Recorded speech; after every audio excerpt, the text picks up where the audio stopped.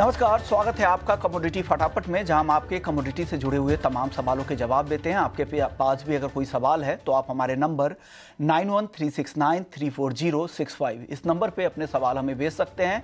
अपना नाम, अपने शहर का नाम पहले भेजें, फिर सिर्फ कमोडिटी से जुड़े हुए सवाल भेजें। आज हमारे साथ 5 मेहमान होंगे जो आज आपको अलग अलग कमोडिटीज़ में मदद करने वाले हैं। सुगंधा सचदेव हैं, फाउंडर हैं एसएस वेल्थ स्ट्रीट की।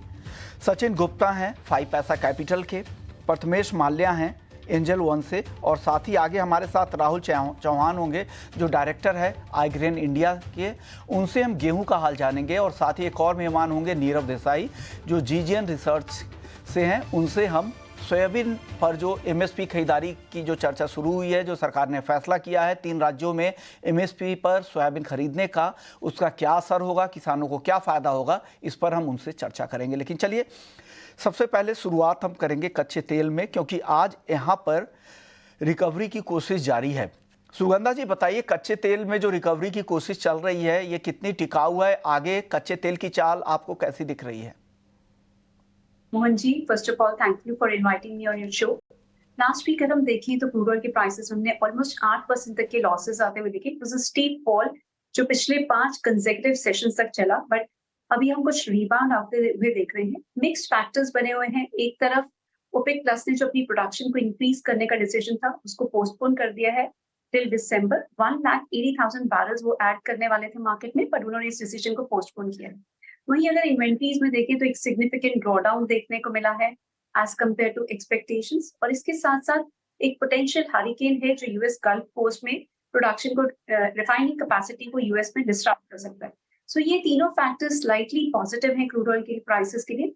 बट वहीं अगर देखें तो डिमांड को लेके काफी ज्यादा चिंता बनी हुई है, स्पेशली बिकॉज यूएस और चाइना जो मेजर कंज्यूमर्स हैं क्रूड ऑयल के, वहां का जो मैन्युफैक्चरिंग एक्टिविटी का डेटा रहा है रिसेंट, वो काफी वीक रहा है।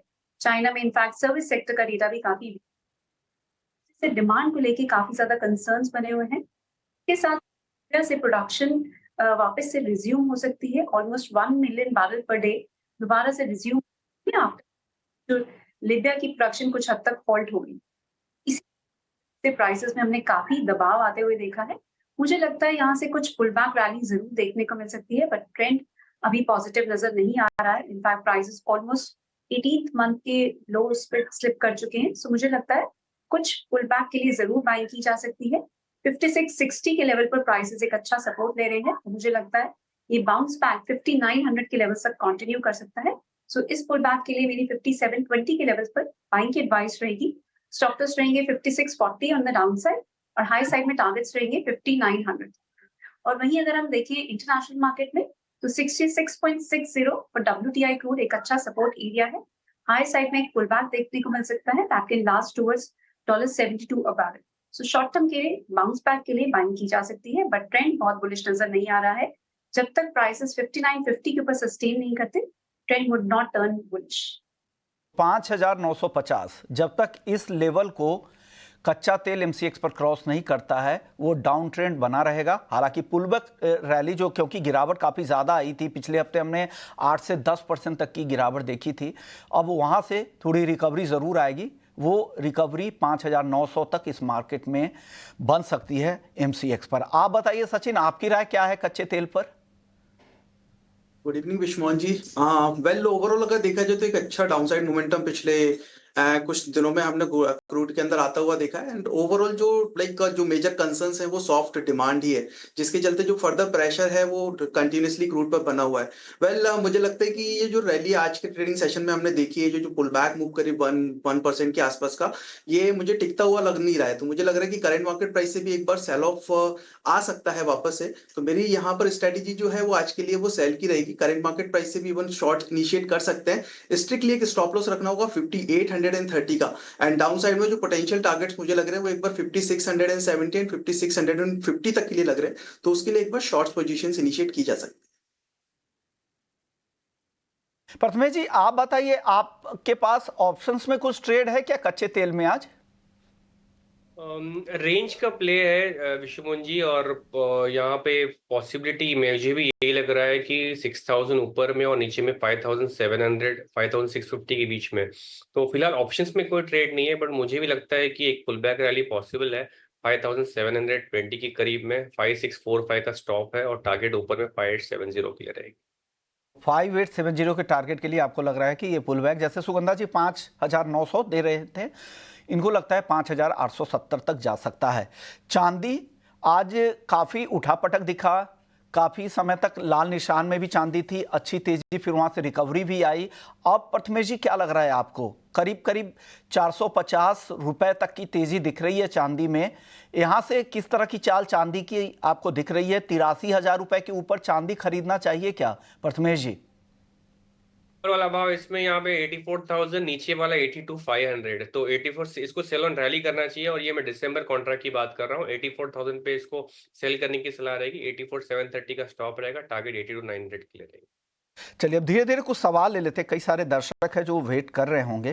पहले दर्शक है क्रिश हैं दिल्ली से। कॉपर में आगे क्या लग रहा है? कॉपर में क्या लग रहा है आपको? सुगंधा जी आप जवाब दीजिए क्रिश को। विश्वमोहन जी, मुझे लगता है कॉपर में यहाँ से फर्दर पुल बैक देखने को मिल सकता है। हमने towards the close of last week because of weak jobs report copper के प्राइसेस में काफी प्रेशर आते हुए देखा। इसके साथ साथ डॉलर इंडेक्स में भी एक रिबाउंड देखने को मिला है। 100.60 मार्क एक अच्छा सपोर्ट की तरह एक्ट कर रहा है फॉर डॉलर इंडेक्स। और चाइना में जो अगर हम डेटा भी देखिए, मैन्युफैक्चरिंग सेक्टर का डेटा और सर्विस सेक्टर का डेटा, ये सब वीक रहे हैं। इसकी वजह से कॉपर के प्राइसेस पे काफी दबाव बना हुआ है और मई के पीक से प्राइसेस ऑलरेडी काफी करेक्ट कर चुके हैं। बट मुझे लगता है यहाँ से काफी ज्यादा बाइंग इंटरेस्ट रिज्यूम हो सकता है, कुछ हेज फंड की बाइंग हो सकती है, इंडस्ट्रियल बायर्स की साइड से भी बाइंग मुझे लगता है रिज्यूम हो सकती है। सो ये फैक्टर्स मुझे लगता है कॉपर को काफी हद तक सपोर्ट करेंगे। इसके साथ साथ जो मेजर फैक्टर है कि Fed is likely to almost certain कि फेड अपने नेक्स्ट वीक की मीटिंग में 25 बेसिस पॉइंट तक का रेट कट करेंगे। ये फैक्टर भी कॉपर के प्राइसेस के लिए काफी सपोर्टिव है। सो मुझे लगता है यहाँ पर कुछ बाइंग जरूर की जा सकती है। 788 के लेवल्स पर बाइंग की सलाह रहेगी। स्टॉप लॉसेस रहेंगे 777 और हायर साइड में टारगेट्स रहेंगे 801। सो मुझे लगता है अभी सारे बेस मेटल्स में एक रिकवरी की रैली देखने को मिल सकती है। सो उसके चलते लॉन्ग पोजीशंस क्रिएट की जा सकती है। तो ये सलाह यहाँ पर कॉपर को लेकर और सारे मेटल्स को लेकर है। चलिए अगले दर्शक हमारे साथ महेश अग्रवाल है। गोल्ड में क्या करना चाहिए? सचिन क्या सलाह देंगे गोल्ड में महेश जी को? वेल ओवरऑल अगर देखेंगे तो गोल्ड जो है वो थोड़ा सा रेंज बाउंड ट्रेड होता हुआ लग रहा है। बट अगर इंटरडे पॉइंट ऑफ व्यू से जानना चाह रहे हैं तो मुझे लग रहा है कि एक बार एक बाइंग अपॉर्चुनिटी मिल सकती है। अराउंड 71,440 450 के लेवल्स अगर मिलते हैं तो वहां से एक बार बाय इनिशिएट किया जा सकता है। डाउन साइड में जो स्टॉप लॉस रहेगा वो 71,280 का रहेगा।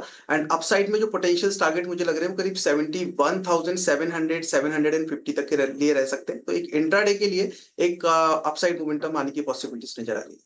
ओके, अगले दर्शक हमारे साथ सुनील कुमार है। कॉपर में क्या करना चाहिए आप बताइए प्रथमेश जी? कॉपर में सुनील जी को क्या करना चाहिए? मेरे ख्याल से 800 मेक और ब्रेक सिचुएशन होगा। 800 निकलता है तो पॉसिबल रैली 820 तक के लिए, और जब तक 800 नहीं निकलता तब तक मेरे ख्याल से एक बार नीचे का जो भाव है 787 785 तक का भाव देखने को मिल सकता है। इसको सेल ऑन रैली कीजिए, 794 तक के ऊपर उछाल में बेचिए, 798 का स्टॉप लगाइए, टारगेट 787 की रखिए। चलिए अगले दर्शक का सवाल ले लेते हैं। नवनीत है राजगढ़ से। उनका सवाल है चांदी, एल्युमिनियम और जिंक में क्या करना चाहिए? कॉपर पर भी सवाल था लेकिन कॉपर सुगंधा जी आपने बता दिया है। आपके फॉलोअर हैं, जानना चाह रहे हैं चांदी, एल्युमिनियम और जिंक में क्या करें? विश्वनाथ जी, मुझे लगता है चांदी में यहाँ से बाइंग की जा सकती है at levels of around 82,900 because dollar index में जो रीसेंट वीकनेस देखने को मिली है, बट सिल्वर में हमने बहुत ज्यादा स्ट्रॉन्ग रैली आते हुए भी नहीं देखी है। सिल्वर के प्राइसेस लोअर लेवल्स पे 27.50 पर आउंस मार्क पर इंटरनेशनल मार्केट में एक अच्छा सपोर्ट ले रहे हैं। और वहीं मुझे लगता है डोमेस्टिक मार्केट में अभी शॉर्ट टर्म में एक सपोर्ट एरिया है 82,000 पे। सो मुझे लगता है 82,900 के लेवल्स पर सिल्वर में बाइंग की जा सकती है। ये बाउंस बैक प्राइसेस में कंटिन्यू कर सकता है towards level of around 84,500। Having said 84,700 prices के लिए बहुत स्टिफ रेजिस्टेंस है। जब तक ये ब्रेक नहीं होता बहुत स्ट्रॉन्ग रैली फर्दर देखने को नहीं मिलेगी। मार्केट की इस हफ्ते काफी हद तक यूएस सीपीआई डेटा की तरफ नजर रहेगी जो काफी क्रूशियल रहेगा before the Fed's next week meeting. और इसी से ये काफी ज्यादा डिटरमिन होगा कि फेड 25 बेसिस पॉइंट का रेट कट करेंगे या 50 बेसिस पॉइंट का रेट कट करेंगे। Market is almost divided.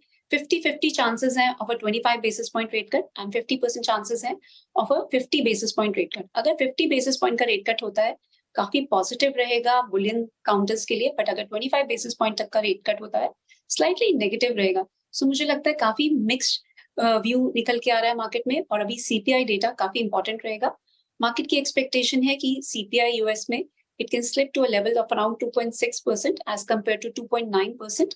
अगर 2.6% तक इन्फ्लेशन कूल ऑफ हो जाती है सो काफी ज्यादा चांसेस बढ़ जाएंगे of a 50 basis point rate cut at Fed's next meeting. So अभी मुझे लगता है लेवल्स पे ध्यान रखें, 82,000 का सपोर्ट पे नजर रखें और बाइंग की जा सकती है ऑन स्मॉल डिप्स। चलिए अगले दर्शक का सवाल ले लेते हैं। अभिषेक पांडे है, नेचुरल गैस मिनी इन्होंने 193 रुपए पर खरीदा है। प्रथमेश जी क्या करना चाहिए इनको? 193 की बाइंग है।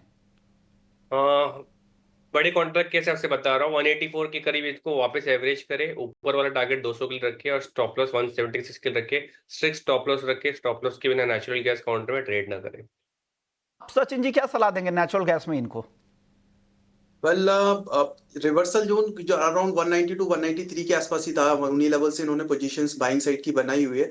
क्योंकि मुझे लग रहा है कि ये जो डिप है वो करीब 180 178 के आसपास तक आनी चाहिए अभी, और करंट मार्केट प्राइस अराउंड 184 185 के आसपास चल रहा है। तो अभी और यहाँ से अभी लग रहा है कि करीब 4 to 5 रुपीज का डाउनफॉल और देखने को मिल सकता है। सो ऑलरेडी पोजीशन में ये है, तो मुझे लगता है एक बार डाउन साइड से एवरेज कर सकते हैं। अराउंड 178 के आसपास में अगर प्राइस मिलते हैं तो वहां से एक बार एवरेज आउट कर सकते हैं। एक सवाल है डाउन साइड में रमेश, स्टॉप लॉस रखेंगे 173 का, और अगर वापस से पुल बैक मिलता है 190 तक के लिए तो वहां पर एक बार एग्जिट की सलाह रहेगी। ओके, तो ये सलाह नेचुरल गैस पर है आपकी तरफ से। लेकिन रमेश का एक सवाल है, कर्नाटक से उन्होंने भेजा है कि सोने का रेंज क्या लग रहा है यहाँ पर? सुगंधा जी आपसे ही जानना चाह रहे हैं रमेश जी, क्या लग रहा है आपको? गोल्ड का रेंज क्या है, किस तरह का ट्रेड लेना चाहिए गोल्ड में? पुष्पमोहन जी अगर हम देखें तो पिछले 3 हफ्ते से 72,300 का लेवल ब्रेक नहीं हो रहा है। I have been maintaining this level on media as well. मुझे लगता है जब तक ये लेवल ब्रेक नहीं होता बहुत तेजी देखने को नहीं मिलेगी।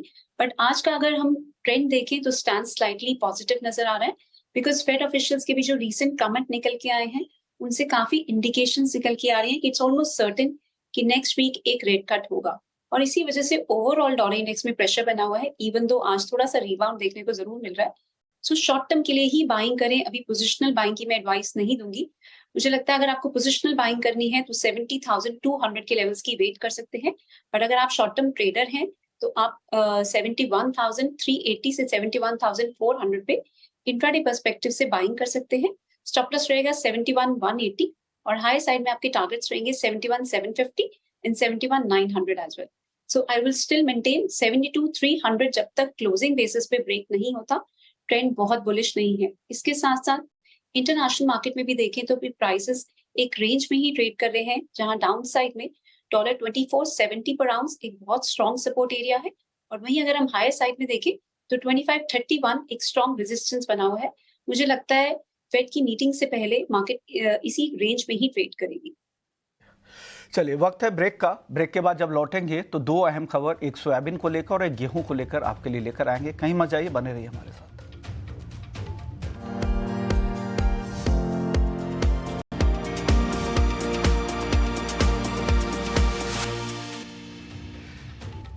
ब्रेक के बाद आपका स्वागत है। हमारे साथ एक और दर्शक है, नवनीत हैं, एल्युमिनियम और जिंक का टारगेट जानना चाह रहे हैं। क्या टारगेट आप दे रही सुगंधा जी एल्युमिनियम और जिंक का? एल्युमिनियम में देखिए तो मुझे काफी पोटेंशियल अपसाइड नजर आ रही है। यहाँ से स्लाइट टिप्स मिलते हैं towards level of around 270, buying करके चल सकते हैं। 221 का फर्स्ट टारगेट रहेगा, 225 का आने वाले दिनों में टारगेट देखने को मिल सकता है। डाउन साइड पे 214 का स्टॉप लॉस लेके चले और बाइंग की एडवाइस रहेगी ऑन स्मॉल टिप्स। इसके साथ साथ जिंक में भी मेरी बाइंग की एडवाइस रहेगी। जिंक के प्राइसेस से 251 लेवल्स पर एक अच्छा सपोर्ट लिया है और वहीं से हमने बाइंग का मोमेंटम आते हुए देखा है। जिंक में 254 के लेवल्स पर बाइंग की जा सकती है with stop loss of 251 on a closing basis, और हायर साइड में 261 से 262 तक के लेवल्स नियर टर्म में देखने को मिल सकते हैं। चलिए अब आगे बढ़ते हैं, अब गेहूं की बातचीत कर लेते हैं। हमारे साथ राहुल चौहान हैं आईग्रेन इंडिया से। शुक्रिया राहुल जी, आपने वक्त निकाला। सर, आप लोगों ने एक रिपोर्ट बनाई है जिसमें आप कह रहे हैं कि गेहूं का ड्यूटी फ्री इंपोर्ट सही नहीं है और इसको जानबूझकर हवा दी जा रही है ताकि यहाँ पर इंपोर्ट किया जाए। लेकिन आपके तर्क मुझे इसलिए सही लगे क्योंकि आप किसानों की बातचीत उस रिपोर्ट में कह रहे हैं और कह रहे हैं कि अगर इंपोर्ट ऐसे समय में जब हम सोइंग शुरू होने के बिल्कुल करीब हैं, अब रबी सीजन में बुआई शुरू होगी, गेहूं की, और ऐसे समय में अगर कुछ इस तरह के फैसले होते हैं या आगे के लिए भी ये खेती पर बुरा असर होता है, तो हम एक ऐसे साइकिल में फंस जाते हैं जो हमारी इंपोर्ट पर धीरे धीरे निर्भरता बढ़ती है, और जहां हम आत्मनिर्भर हैं, कभी एक्सपोर्ट की भी स्थिति में रहती है, उससे हम इंपोर्ट पे डिपेंडेंसी बढ़ने लगती है। आपके और तर्क क्या है, क्या लग रहा है, क्यों ऐसा हो रहा है, आप बताएं सर। नमस्कार विश्वमोहन जी। नमस्कार thanks sir. For coming me on this channel. Actually जो हमने रिपोर्ट आज बनाई थी वो एक जानकारी देने के लिए बनाई थी कि क्या सही में गेहूं के जो भाव हैं जो मंडियों में अभी चल रहे हैं, जो दिल्ली चल रहा है, क्या वो सही है या वो गलत है। जो बेसिस हमने कैलकुलेट किया है उस बेसिस के हिसाब से दिल्ली में सभी खर्चे जोड़े अगर हम, तो दिल्ली में करीब 2730 रुपए प्रति क्विंटल पर गेहूं की पहुंच है, और आज जो है भाव 2830 रुपए प्रति क्विंटल चल रहे हैं। लास्ट सीजन में आपको पता है कि गेहूं की शॉर्टेज, प्रोडक्शन डाउन रहा लास्ट 2 सालों से। इस वजह से बाजारों में कीमतें ऊंची रहीं, और बाजारों में एक अच्छी क्वांटिटी में ट्रेडर्स ने भाग लिया, और सरकारी खरीद भी कम हो पाई।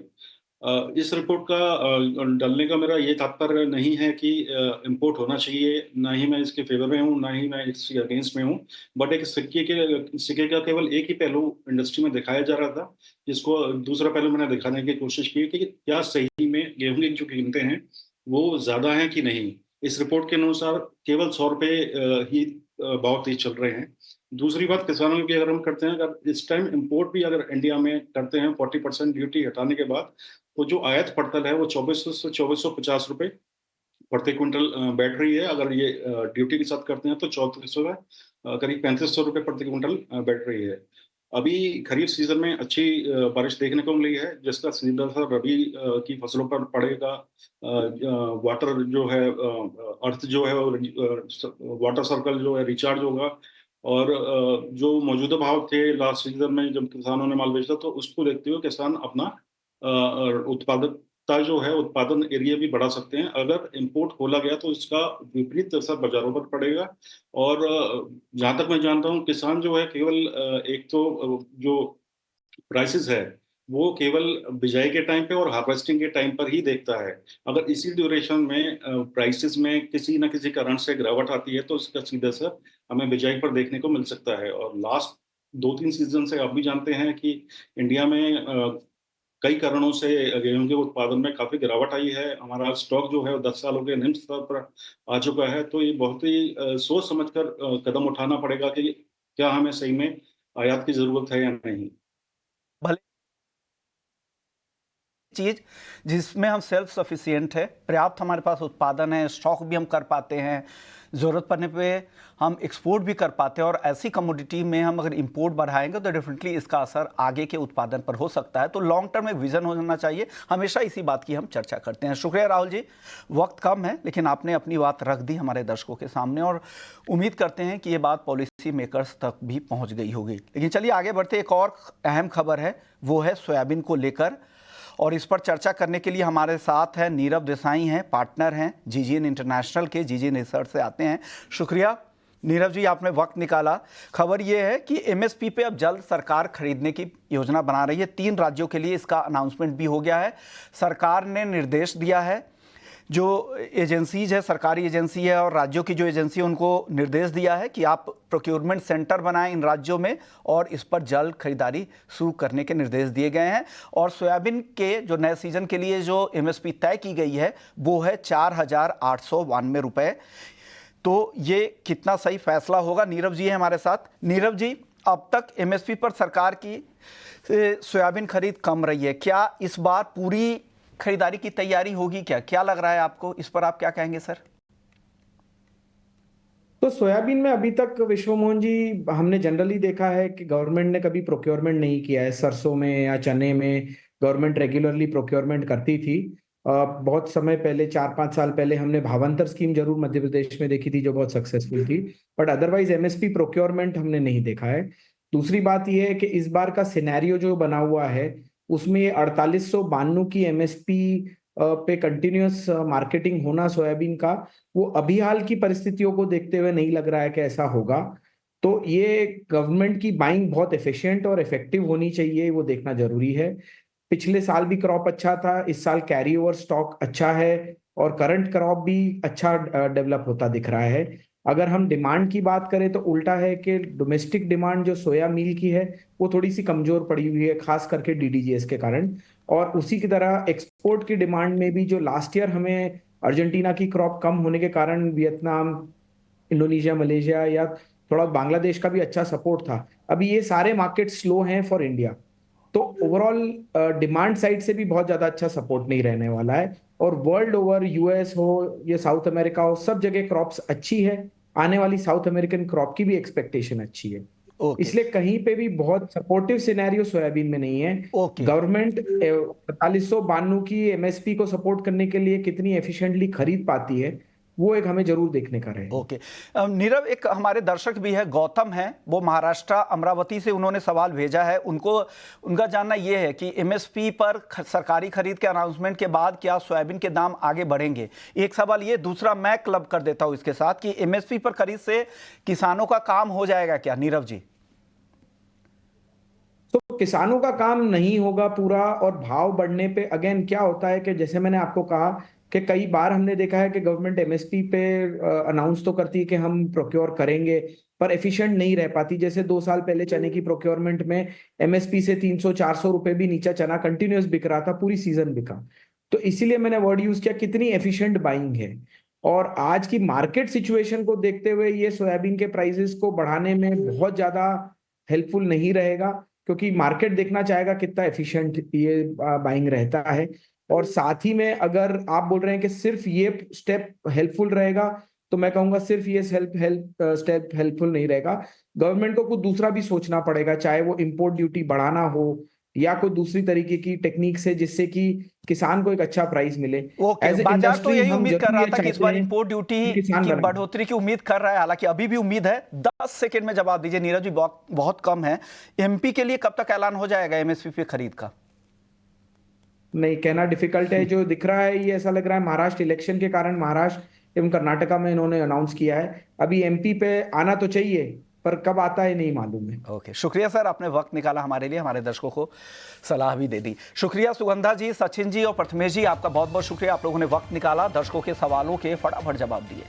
तो कमोडिटी फटाफट को यहीं समेटते हैं, लेकिन बाकी खबरों के लिए आप बने रहिए हमारे साथ।